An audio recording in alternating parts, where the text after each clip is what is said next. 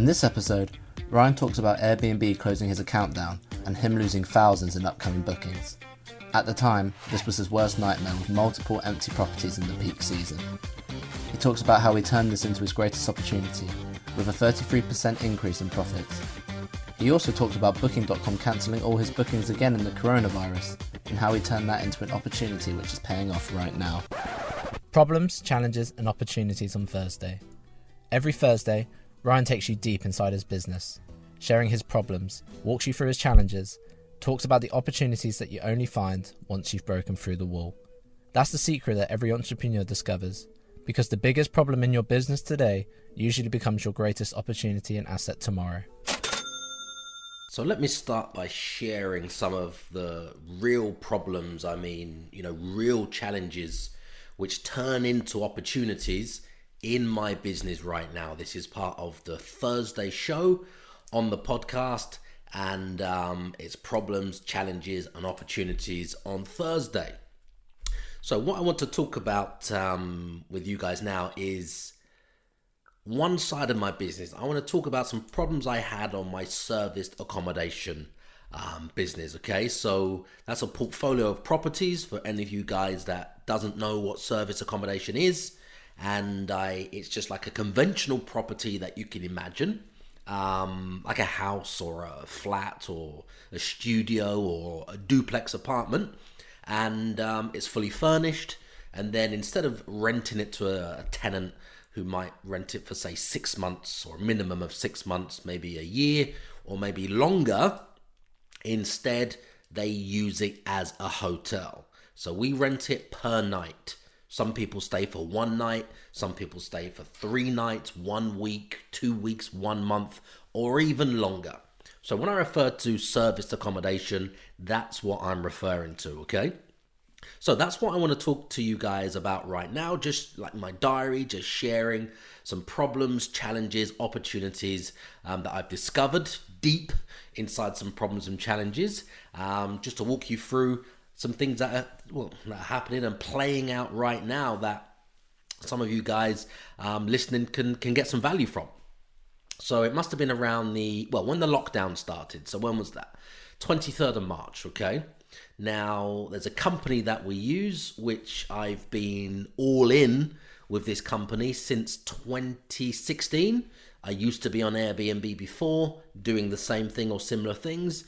Again, back then I had a problem and challenge with Airbnb. It actually turned out in hindsight to be a massive opportunity when my Airbnb account was closed down in 2016. So I migrated everything, my properties, my portfolio over to Booking.com.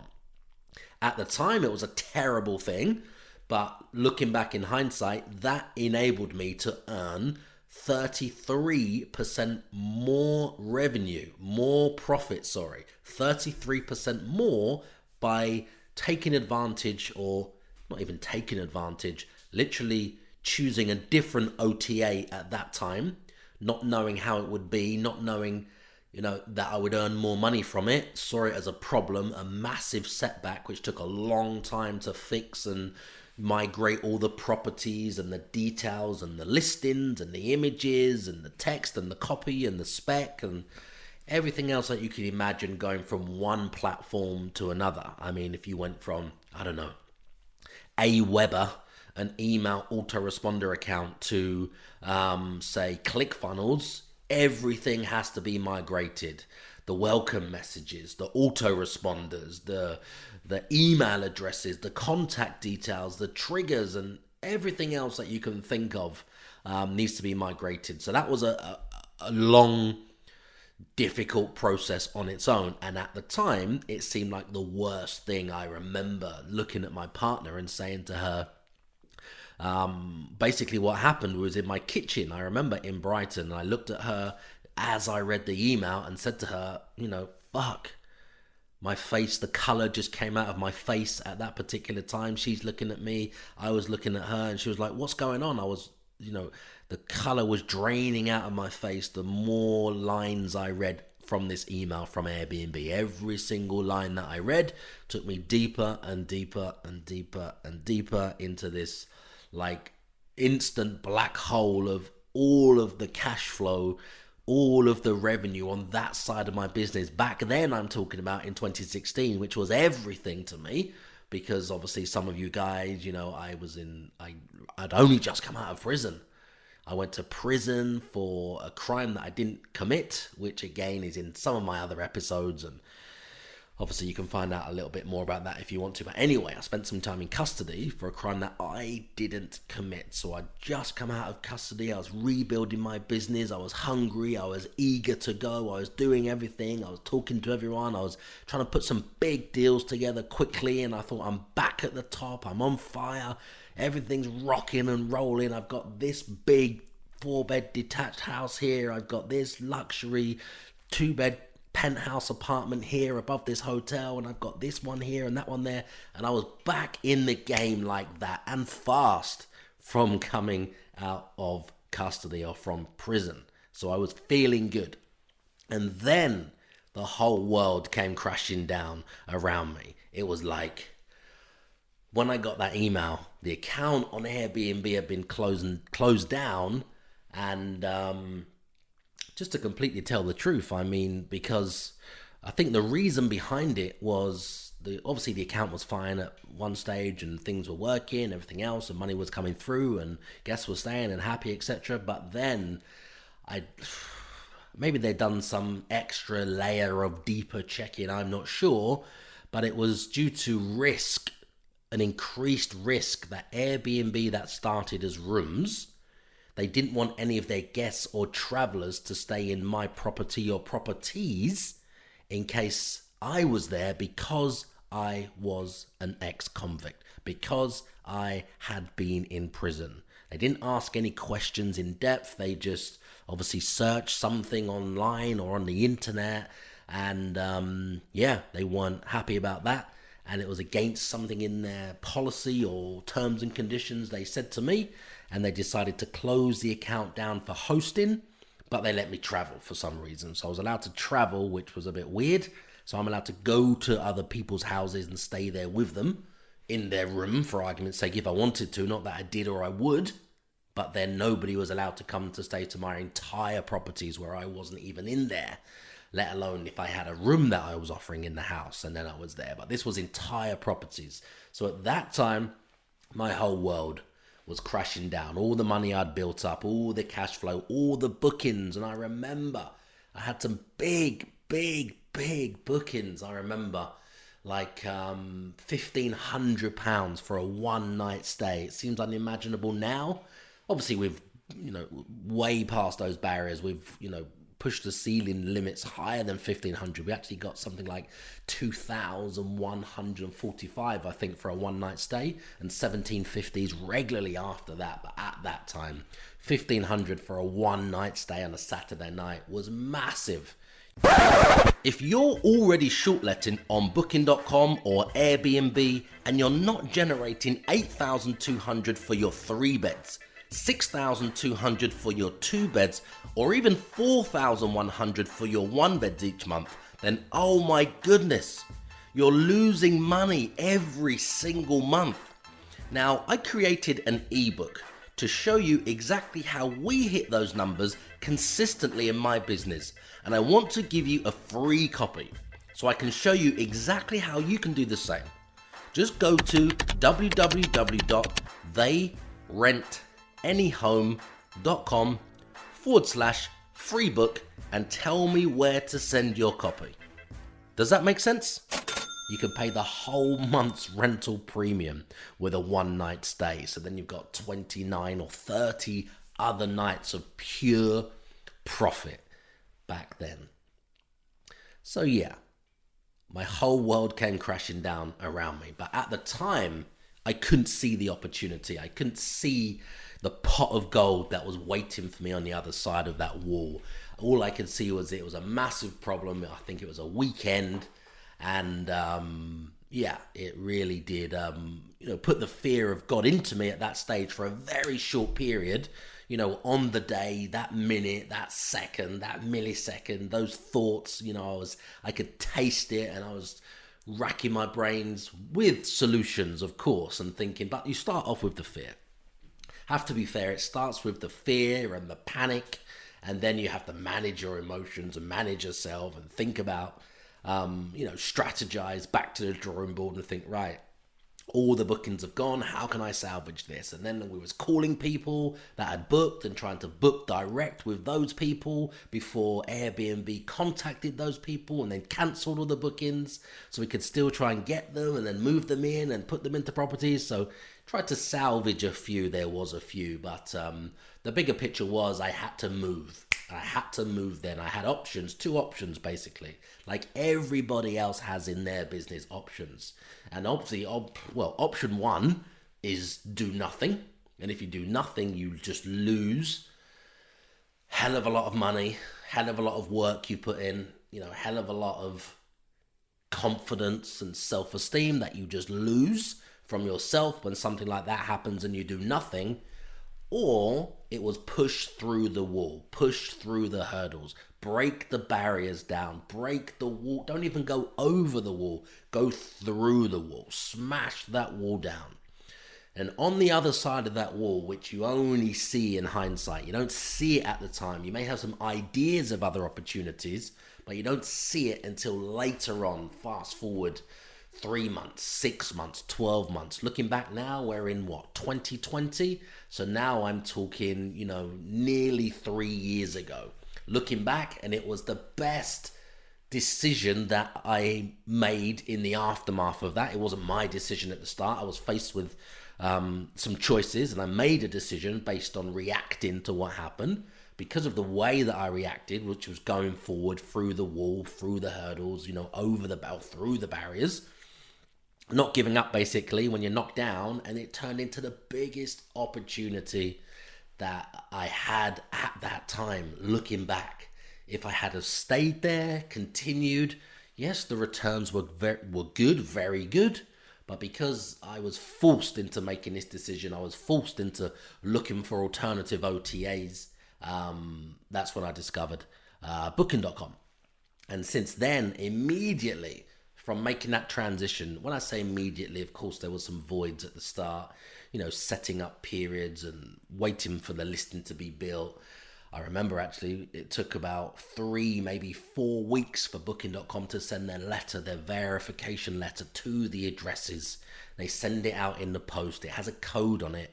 You have to get the code. It comes from Denmark. At the time, it never came. It said something like within 10 days. And then I asked for another one. They sent another one. It hadn't come within about 21 days. And I've got empty properties, costing me money. And it was massive problems at that time. And then in the end, they did some kind of override, I remember, because the letter just hadn't arrived because the name of the address was something like penthouse, and then a particular floor, and then the address, and then it was in a hotel. So every time the letter came, it never actually got to my apartment at that particular time. And it was very, very, very worrying times. When I look back and reflect on that now, I mean, very nervous, very worrying times back then. But obviously, looking back in hindsight, it turned out to be the biggest opportunity. 3 years on, we're all in on Booking.com with a trusted partner account on Booking.com and multiple properties, multiple listings in, lots of different cities as we're growing. And they've been very, very, very good to us, very profitable. In fact, it was a 33% increase in profits from just making that decision or reacting from what happened and migrating everything across to Booking.com at that time. And that was 2016, thinking about it, going back. So that's one problem, challenge, opportunity that I just wanted to share with you guys, because if that hadn't have happened, I would not be in a position I have been in, all through 2016, all through 2017, all through 2018, all through 2019, and now into 2020, which we're now faced with a new set of problems and challenges, which ultimately do, once again, turn into opportunities in 2020. Because right now we've got, the 23rd of March, when they announced the lockdown Obviously, Booking.com, the OTA which we use, and we're all in on them now, 100%. We just use them. We've been getting 84% occupancy all year round with them alone, so we didn't need anybody else. There was no point in trying to fix something that wasn't broken. We get direct bookings, of course, and repeat customers that come back, but the main OTA that we use, or the one and only OTA, is Booking.com. So when they announced that all of the guests get a free cancellation due to COVID-19, at that moment was very, very, very worrying. I had, multiple properties in multiple cities. I'm talking not one or two. I'm talking, double figures of properties all on Booking.com, this OTA, which means automatically they will all just sit empty. Now, as you guys will know, no investor, no landlord, no hedge fund, no company, no organization makes any money on their property assets if they're sitting empty. They either need tenants to pay the rent, or they need to be run as hotels, and then guests generate the revenue. So when Booking.com have announced that they're cancelling every single booking between that period, which was something like the 23rd of March to about the 19th of April, I think it was, or the 13th of April, something around there. I know they moved the dates a little bit, but anyway, that's irrelevant, the exact dates. It was a period of about 3 to 4 weeks. So when you've just come out of the low season, obviously the low season, for some of you guys that don't know, is November. December's normally a bit of a peak because of people going out, people celebrating company end-of-year parties, Christmas parties, all of those things. So normally November is the low, October's a low season coming from the end of the summer, and then November's lower, and then December has a little spike, and then it's crashed. The world ends in the hospitality industry in January. The world just completely ends and comes to a standstill.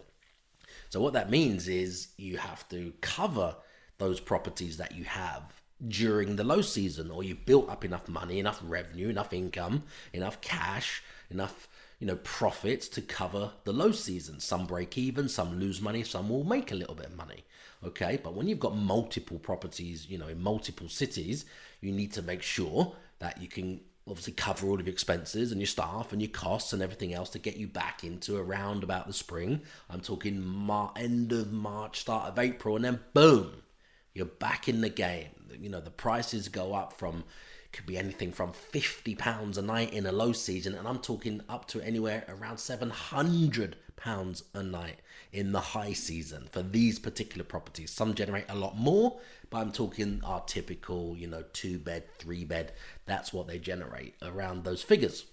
So when you've waited all through the low season, October, November, a little spike in December, the world ends in January, then you've got through February, then you're just approaching March, and you're like, oh my God, it's just one more, and then they're all firing on all cylinders, and the sun is coming out, and the cash is flowing in, which it does on multiple properties of these in different cities, so you're good.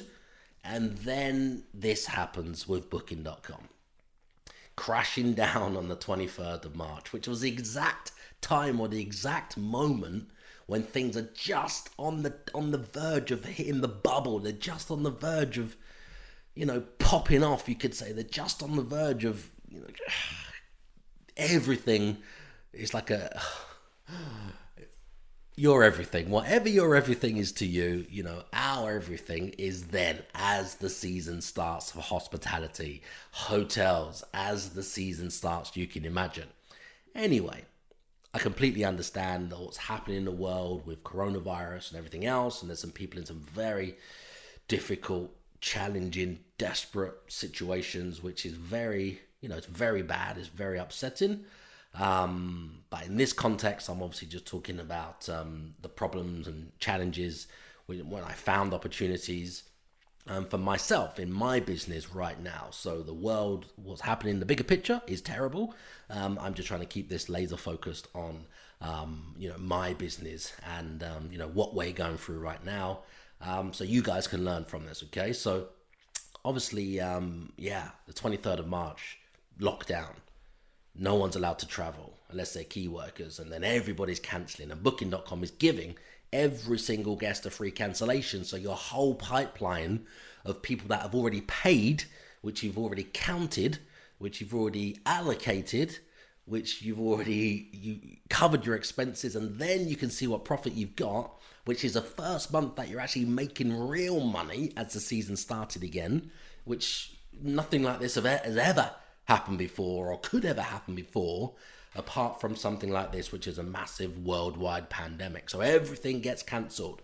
I'm talking all the guests that have paid non-refundable bookings, etc. Even those Booking.com refunded every single one. Make sure you've subscribed, because tomorrow you'll get free Fridays. Every Friday, we bring some fun and excitement back into business by giving away the unlocks you need to push you through the hurdles. Free training giveaways, free products, free mentoring, and all because it's Free Friday. So make sure you've left a review, posted questions in the Property Crash Course community, or done something great so we can salute you.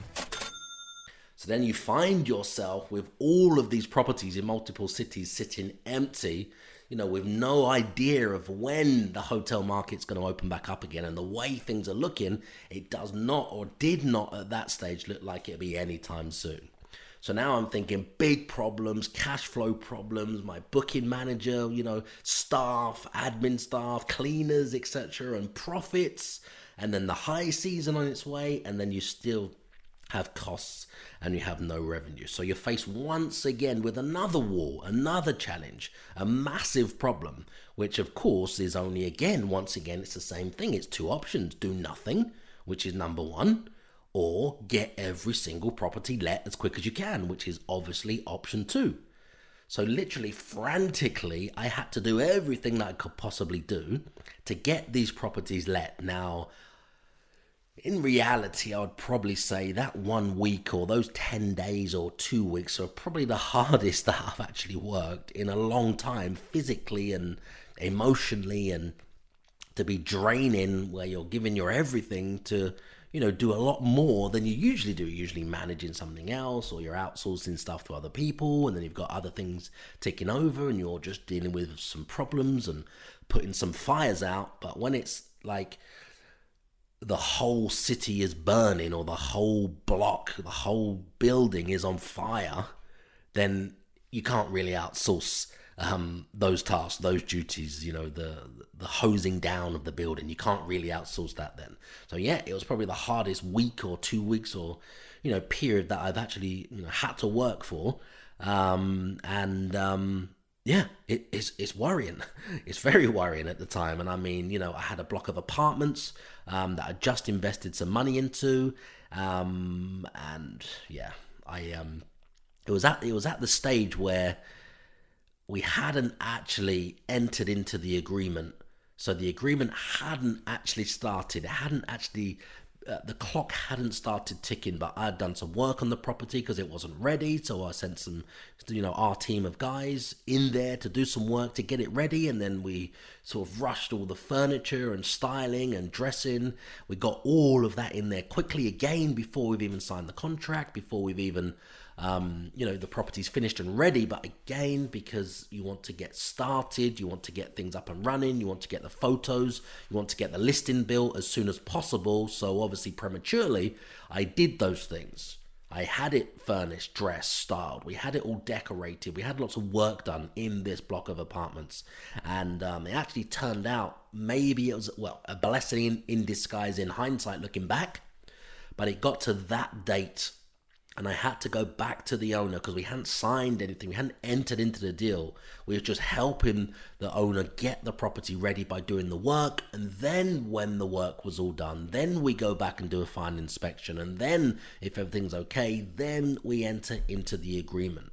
So because of all of this that happened with COVID-19, basically I lost that block of apartments because by choice, as it happened, didn't lose them, it was by choice. Because it was a very good deal, or not very good, it was a good deal before COVID-19 happened. As soon as COVID-19 happened, it went from being a good deal to a very bad deal. It would have meant that we would have lost money probably throughout this entire year, probably throughout the entire rest of the year based on what's happened. It wasn't in an amazing location, it was in an average location on the edge of the city. It wasn't a great property. It was in a more of a deprived area.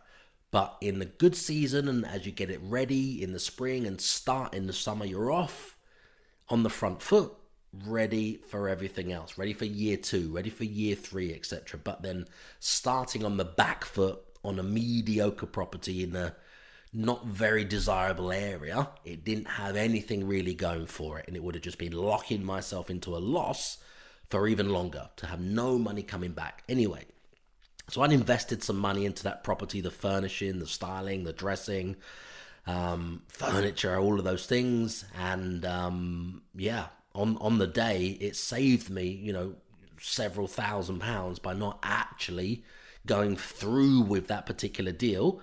And yeah, it was a massive deal at the time. And to walk away from that was a massive deal at the time. But what I actually did is restructured that deal in a way that we can manage the property. And then when the market comes back, when the COVID-19 pandemic has passed, we can then reassess the property, and then we can go back onto the original deal. We can enter into that contract, and then we can pick up where we left off and turn it back into a guaranteed rental deal, which means we would have to take the hit if this had happened. So if we had signed one day before, or if COVID had happened one day later, we would have signed everything, sent all the funds, entered into the deal, the correct way, and then locked ourselves into a loss. So probably just on the bubble of that one day, but at the time, it seemed like it was a terrible loss from the work and everything that went into it. But we managed to salvage that particular deal and turn it into a managed block. So we now manage the block, so it now brings in money every single month, which helps to recoup the money that I put in for the dressing, the furnishing, the styling, and some handymen that we sent there, etc., to get it ready, and the stylist that went there, etc., etc. But what I also decided to do is, out of the properties which were all empty in different cities, I decided to keep one back in Portsmouth. I decided to keep another one back in Brighton as well, and run those as short lets, because we still had multiple bookings in the pipeline from multiple different properties. I mean, these are people that didn't cancel.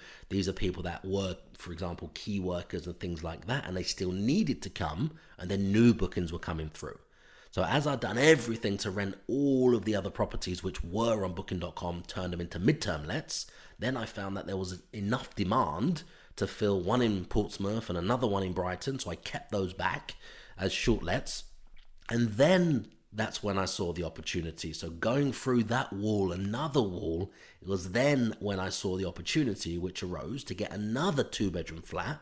I mean, right in the heart of the coronavirus. I think I mentioned this before to you guys. And I looked at this deal, a few months before, and it was about £1,700 a month. This is one that I would rent or lease and run it as a small hotel or service accommodation. But then they accepted £1,100 for the exact same property, and I managed to negotiate that they include all of the bills. So now it takes it down to probably about £900 a month. So it's nearly half the price. So this is another opportunity that turned out to be, faced with the problem, with the coronavirus and all of the problems and, the magnitude of all the issues that comes with that. Then this exact same property I looked at before turned out to be an opportunity, now nearly half the price. So it's a massive discount on the rent. So of course I took that deal, entered into that deal, and it was a good time. So literally we did that deal on when was that? That would have been the 9th of April. And it's been booked back to back with key workers, contractors, security guards since we took that property on at that particular time. So going back to the 23rd of March, okay, obviously the lockdown, if you were getting into service accommodation then, it would have been just a massive loss. So obviously there was fear. I mean, I'm talking about if, let's just put that into context. If anybody was just getting into service accommodation, or they just set up their first service accommodation deal around that time, then they'll be thinking, and all I saw all over the internet is the fear and the negativity. It was all over Facebook, all over the internet. There's investors that are just getting started doing their first deals. I mean, they furnished them, they've dressed them, they've styled them, they've either got them listed or about to get them listed, and now they're just walking away. They're walking away from the landlords, they're walking away from the service accommodation deals that they got into, and they're talking about not paying the rents at all, as if they're like a tenant, and it was absolute chaos. So, all of the, everywhere, all we could see was the property gurus. They've now completely left the market. They're not selling any training anymore for property. They've completely gone, as if, property is now dead. And now they're on that Amazon bandwagon. So it was absolute chaos out there, absolute chaos. So obviously, with all of that going on, with people getting out, there's opportunities every single day. There's been so many more. I've looked at so many deals right now since the coronavirus compared to before the coronavirus. More deals now as the coronavirus has started, the COVID-19, than I was looking at before the coronavirus. And they're at just unbelievable rates and deals now. Obviously, you have to, really know the market, really know the climate, and really know what you're doing, and have, the foundations in place. Otherwise, you're going to lock yourself into a massive loss. I mean, we're still looking now. We're looking at various different things now. I'm looking for the right deals, of course, so cherry pick the best ones. You can get it so right now, but you can also get it so wrong at the same time. You can get it so wrong. But now we've steadied the ship, and, or at that point, steadied the ship, and then Booking.com. What did they do? They announced that no guests can book unless they're key workers. So this is a new thing. This is a new thing after I steadied the ship, after I put all of the work in, all of the hard work in, overcome those problems, overcome those challenges, push through the wall and with the Airbnb thing, and then push through the wall again with the COVID-19 thing, and then found opportunities on the other side. And then now, today, where are we? Let's have a look. 21st of April. Booking.com have now announced a new thing, that no guests can book unless they're key workers. So basically, every single property in the UK on the OTA, the largest travel agency booking company in England, or probably in the world, cannot now take bookings in the UK. Every episode, we read out the best reviews you have taken the few seconds to write for us, which we really do appreciate. This week, Vishy said, "Great information to have. This podcast was incredible.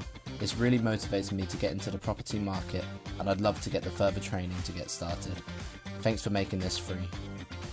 If you want us to read out your review on the next show, all you need to do is tell us what you think about the episode or the show by leaving us a review. We would love to hear your thoughts. Nope. It's been completely closed. Unless you are a key worker and you've got obviously the right documentation, you cannot book a property on Booking.com. So right now, again, my first reaction is more fires to put out, more problems, more challenges. And I kept those properties back in Southampton. I kept some properties back in Brighton.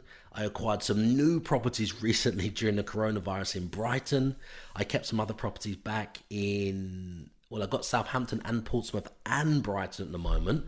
So now I'm faced with a new wall, a new set of challenges, because between those, it would mean, it's a £5,000 a month loss on those handful of deals, which is probably about 12 or 14,000 in revenue, which has been lost. So that's like it's a £9,000 a month swing, just from those few deals that I just kept back. And this has happened.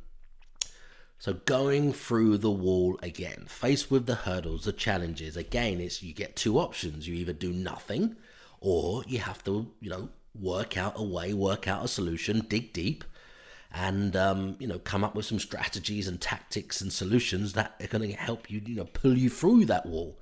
And, just to get everything covered. So as it happens, I was only the day before talking to my partner about, well, if all of this is happening right now with Booking.com and Airbnb, and I think they borrowed $1 billion or something, Airbnb did, and I think Booking.com's directors all completely cut their salaries or were taking no salaries at all. I think they got 17,000 staff, no salaries or dividends at all for this next financial year, I think they announced.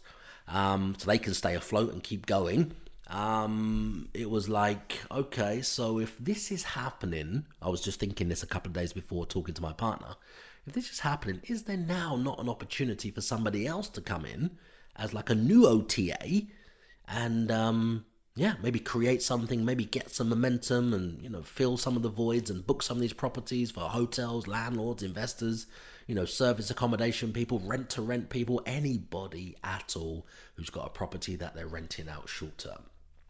So that's what I was thinking just a day or so before, or a few days before, and I had the discussion with my partner literally the day before. And then today, this afternoon, around lunchtime, whenever it was, this email comes through. All the bookings have been cancelled. All the bookings have been cancelled. So now we've obviously got some direct bookings from other guests that have been working on the side. We haven't really pushed it too much because before we haven't really needed it because it's literally been, like I said, around 84% occupancy from Booking.com. So now we're focusing more on some direct bookings and talking to those guests and getting repeat bookings. But it's right now that we've decided in these problems, these challenges, to open up some Facebook adverts. We've just recorded Facebook adverts today quickly in the office, recorded some YouTube pre-roll adverts again today in the office once this has been announced, because they're obviously the OTAs, Booking.com, Airbnb are completely closed. So it's a terrible thing that's happened, which is obviously going to impact on my business and many other people's businesses. But obviously we just made the decision today and just looked at it a different way to say, hold on a minute. We was thinking about this the other day. There is an opportunity now. Let's just record some videos, some Facebook ads, some YouTube ads, pre-roll ads, and some adverts for Gumtree and some posts for Gumtree, etc. And some text message adverts. And let's get them all up, all firing tomorrow, the next day. And let's just test that, see what response we get, because now there's no competition at all from Airbnb and there's no competition at all from Booking.com, which means what? It's a massive opportunity right now. Now, I'm not claiming to be the next Booking.com or Airbnb or anything like that at all. We're just looking to bridge the gap to keep some, our direct bookings coming in right now to fill my properties first. But of course, if we're advertising locally, laser focus in a particular city to find people that still need to travel, that still need to book, that still need accommodation, of course we're going to fill my properties, my portfolio first. And then as soon as they're filled, we're going to open that up as if we're like a booking agent to fill other landlords' properties, other investors' properties, other rent-to-rent investors' properties, other hotels, for argument's sake, if it goes that far. Because if we've now got a constant stream of people looking at properties that we've got, sending us their name and email, calling us, telling us the dates they want, etc., we're now like acting as a booking agent, which was never our strategy before, to become an agency in that sense, okay? Never. It was never our strategy before. But this has just reared its head right now, which has turned into an opportunity. And like that, today, it's just a couple of videos in the office. We've recorded and scripted a couple of things. And then from tomorrow, the next day, they're on Facebook, they're on YouTube, they're going out on Gumtree, they're going out to landlords, they're going out to short-let accommodation, they're going to self-catering homes and everything else like that on text message, on email, in their feed, etc. So we're going to test that and obviously see how that goes now, because if you imagine what service accommodation landlord would say no when my team calls them and says we've got a 7-night stay or a 14-night stay or a 28-night stay, knowing that now we have all the leverage because we've got the clients, because we're doing something as if we're like the Booking.com, we've got the clients now. And I mean, Booking.com used to charge us 18% to 30% in the usual times, in the good old days. So I would actually pay myself anything or everything above my costs just to get people into my properties right now, just to bridge the gap. If I just got my costs covered during this pandemic, right, I would be happy with that. So if a company, my company now comes along and we're testing these ads on YouTube, on Facebook, on Gumtree, etc., and then we start to get a flow of bookings that come in, I would happily just accept costs. So when we're calling these landlords, calling these investors, calling these companies and saying we've got bookings for 1 week to 3 weeks to 1 month to 6 weeks to 8 weeks, etc., etc. Oh, my battery's going flat. If you bear with me 1 second, I'm just going to move. Just flashed up on the Mac. I mean, I would 100% be interested to talk to that company, my company, 100%. I mean, it just provides a solution that you're looking for. And if you get profit on top, I would easily pay 25% all day long for a booking right now. Easily 25% all day long. So if anybody else has got any bookings in this city or the cities that we're in, I would happily pay you 25% of the cost of the stay. Probably even 30 or 35%. So being on the other side of that as an investor with properties, I know hand on heart that you've got to be fair with them, of course, but other investors, service accommodation providers, rent-to-rent people, anyone doing short-term accommodation will be happy with the phone ringing and somebody calling, like my company, saying, hello, we've got some bookings. Do you have availability, etc., etc., and booking some dates in and fill in some of their voids. Of course. So this is the wall, okay? I can already see the opportunities that are on the other side. That was even before, when all of the fear was happening, when the masses, in short-term accommodation were paralyzed and they're talking about giving the keys back to the landlords or claiming tenants' rights and, saying you're going to have to evict us, etc., when they're supposed to be service accommodation providers. And they've just been doing nothing apart from talk about paying no rent like a tenant. I mean, there's a massive opportunity right now in the market that's come from this. And I would say this is most definitely going to separate the amateurs from the big boys. It's going to completely separate the amateurs from the big boys, which is a very good thing in my opinion, because I think there's just too many, how-to teachers out there peddling these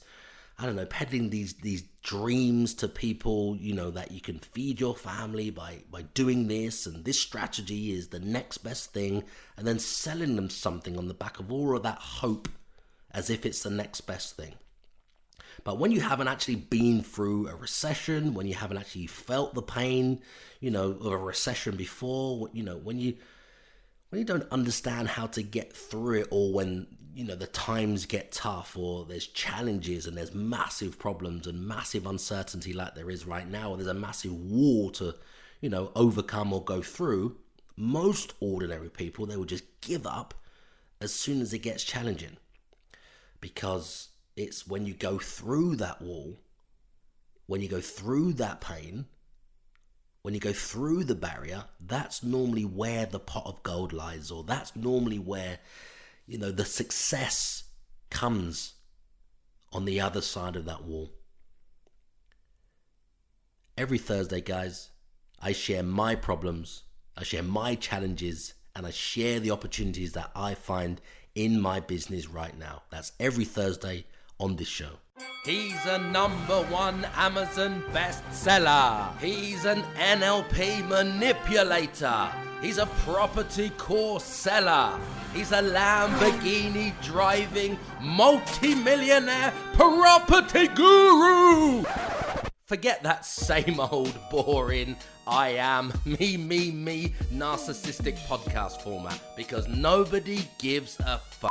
This podcast is all about you. So I'm taking these few seconds to thank you for subscribing, to thank you for leaving your 5-star reviews, and thank you for sharing this show with all of your friends. My team and I will keep bringing you these episodes and answering all of your burning questions in my Facebook community group called Property Crash Course.